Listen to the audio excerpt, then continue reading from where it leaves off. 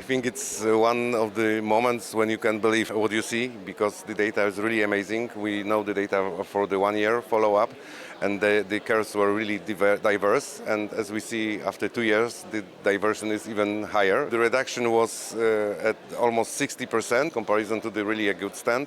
So I think that all of us and all of people who will attend this session and see this result have the same feeling, that we have something new on the market, and our patient probably has the device which could really improve the outcomes after PCI. It means that if we put a BIOADAPTOR device, we can save a lot of troubles for our patients regarding, of course, subsequent adverse cardiac events. So it's the most important thing.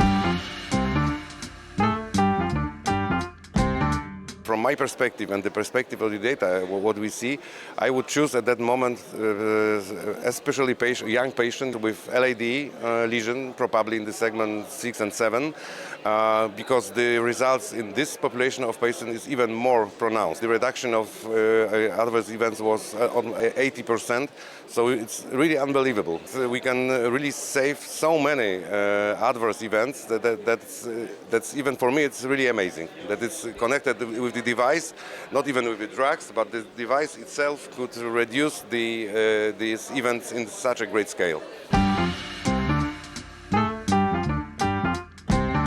So I think that as all we will see also during this presentation, the basics of the technology. So the most important thing for me is, of course, the restoration of vessel motion. And that's the thing which probably leads to this amazing results, including, of course, the major cardiac adverse events, but also the plaque regression. It is really, I would say that almost no one of us could imagine that the putting a stent could lead to the plaque regression.